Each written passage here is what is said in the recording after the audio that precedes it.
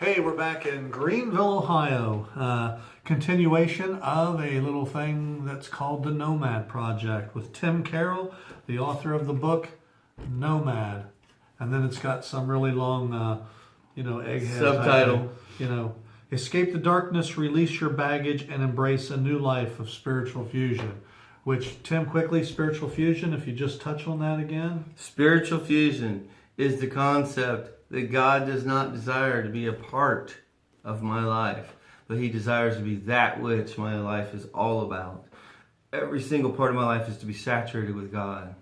You know how many times I've asked you to explain that already.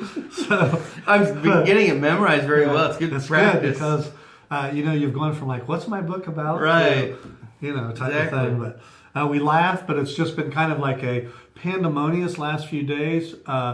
He flew up from Florida. What day did you fly up on? It's a blur now. Yeah, I think it's like a Thursday night, afternoon. The limo picks you up at the airport. Yeah, right. That, sure. And, I literally rode in the very back of an SUV because it was filled with my grandkids. Right. So I sat in a very, scrunched up in the back. Right.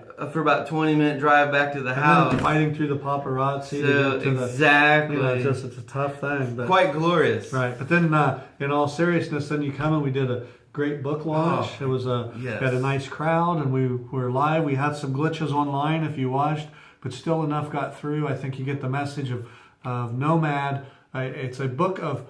We talked about prosody, and Tim said I coined. I really didn't coin it. It's just in my mind.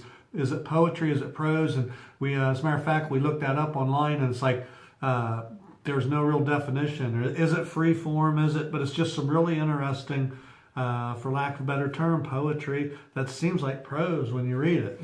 Prosody is what you will read in Nomad. Right, there you go. So, no matter who coined the phrase. But anyway, it's a book of poems, and it's, I say it has a Christian slant to it. Obviously, I don't want to say the term Christian, but you're a follower of Christ. Yes, very much so. Christ is the Son of God, right, died for my sins. And we talked about we don't like the term, and Erwin McManus saying in the Barbarian Way was, a passionate follower of Christ, and instead of using the term Christian, because I think that gives a different connotation. But with that being said, Nomad is a book that can help your life no matter where you're from. And you can apply its principles and help you out, as we all need help from point A to point B.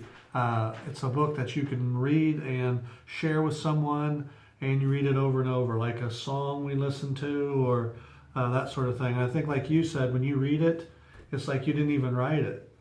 It's such a God thing. It's hard to say. I want to make sure I say it correctly. That I'll be reading through the book, and I've literally teared up. I'm like, God, thank you so much, because those words just were given to me by God. Don't get me wrong. I'm saying they're inspired like Scripture. Right. Everything ridiculous. I know we like said that. I want to be careful. Right. Don't misunderstand. Right. Don't put words in my mouth. Right. But God just really put some things in my heart to. Okay, Tim, you went through this. You chose to go through some of these things the hard way. Now let's share with folks what happens when you do that, and how hard life is, and it doesn't need to be. Right. It's unnecessary. Right.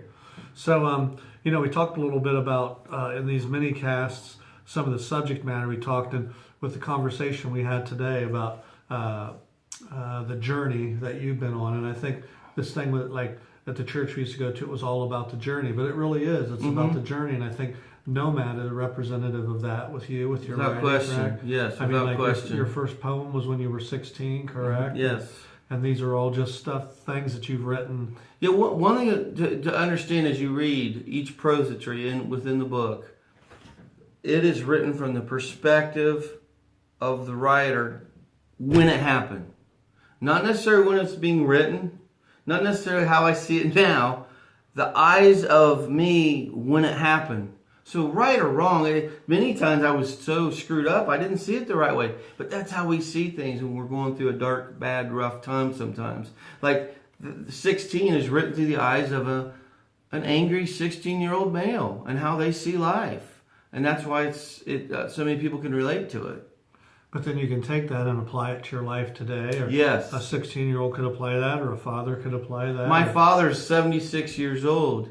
And we were talking today about the book, and he's read it. And he said what he loves about the book is whether you're a teenager or a 70-some-year-old, you will glean not wisdom from this book, and you'll just have a different perspective depending on where you've been and what you've done and what you've experienced, but you'll still take away something from the book.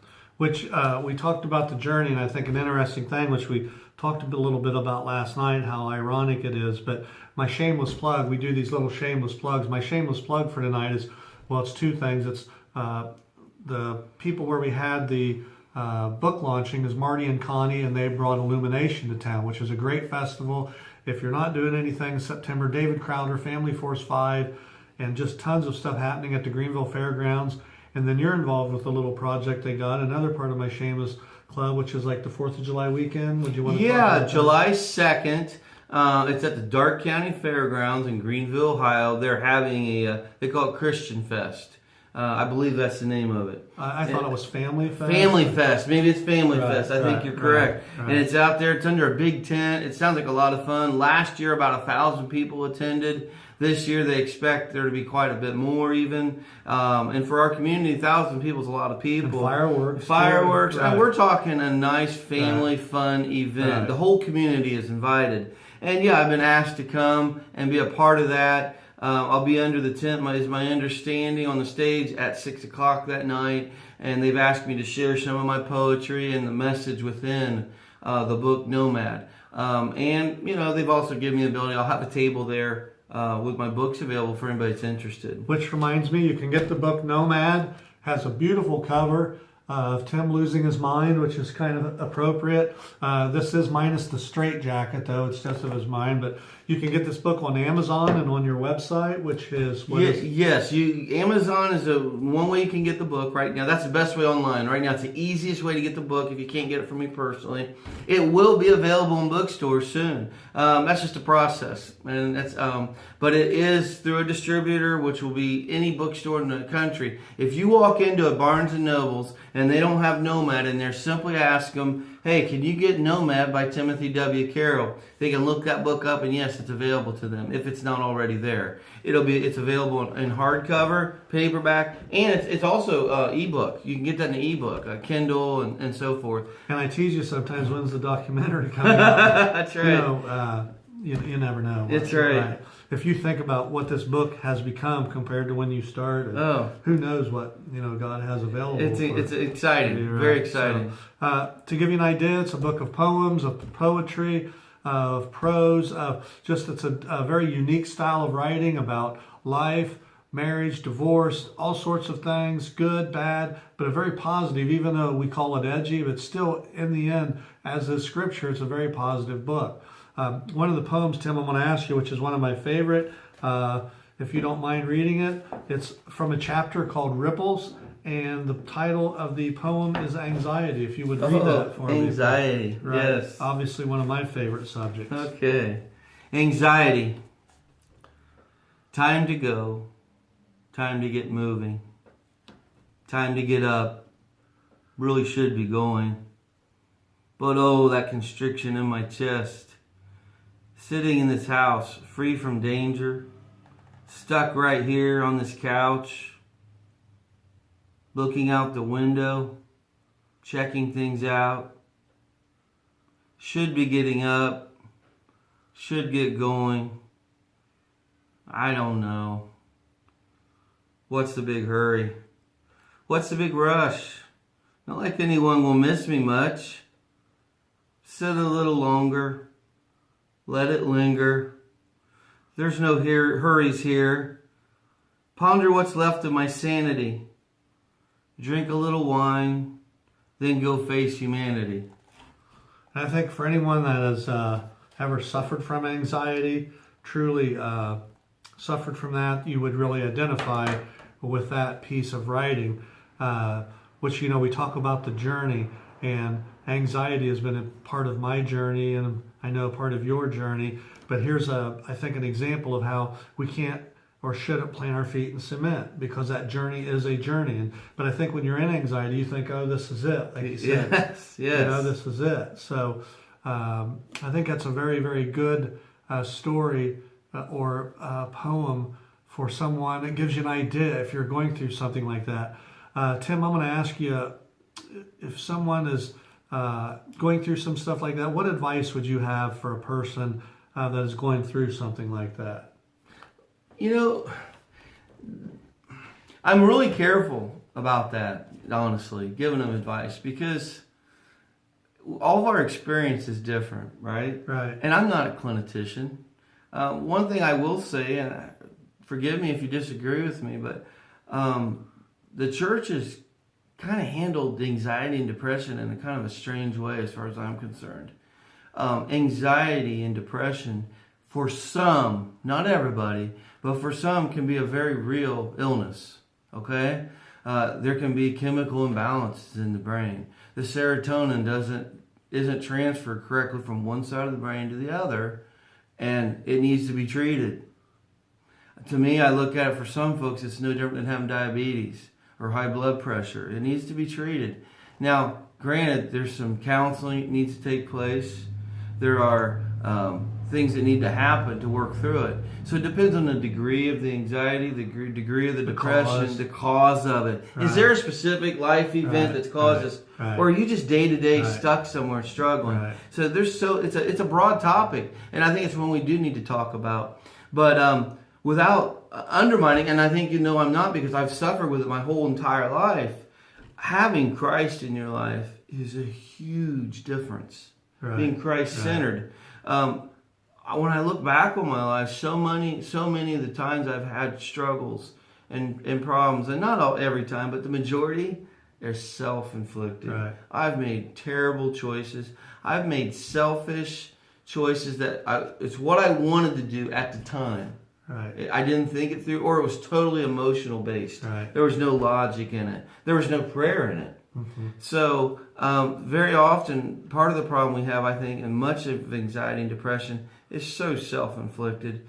We make toxic, unhealthy life decisions, right. Period. And I think that's the number one cause. Right. I'm really glad to hear you say that, because we've never really talked. I've never really said what your advice would be, but because I had an auto accident, as you know, a few years ago, and after that auto accident, I had started having these unexplained anxiety attacks. Well, I went to a physician, and I was diagnosed with post-traumatic stress disorder. And I saw several physicians, but one of my physicians said to me, now, we're Christian brothers, right? And I said, right. And he goes, but I want you to know that you have a medical condition, and you're going to go to church, and I'm just going to warn you, some people at church are probably going to tell you that your faith isn't strong enough. And he goes, I want you to be really careful not to buying in that, because when you're suffering from some of this stuff, you believe lies, and I do believe it is a spiritual thing, because Satan can attack you, yes. Or the enemy goes after you. That's when you're your weakest. Yes. So had he not said that, and I was prepared for it. But the nice thing about this is, if I'd have had something like this to read, who knows? Then you have something to relate to. Because you think like you're the only person at the time, and you're embarrassed. So true. And things like that. So the enemy wants you to feel shame for being anxious, for being depressed. Right. And he plays on that. Right. It makes it that much worse. So every little bit helps. So something like this, I think, would be a major thing in that. So anyway, that's it for now. It's another segment of Nomad Project. Get your book Nomad on Amazon and at Tim's website that he gave you. And Tim, do you have any final words before we say night-night? No, I don't, but just thanks so much for watching. If you want, I am accessible. Email me, call me, text me. If you're interested in having Tim come speak to your group, if you're interested to talk to Tim about any involvement in the Nomad Project you'd like to be, get on board now, the project train. You'll really be glad you did. Once again, thank you. We'll see you next time. We have more coming from the Nomad Project. God bless everybody. Goodbye.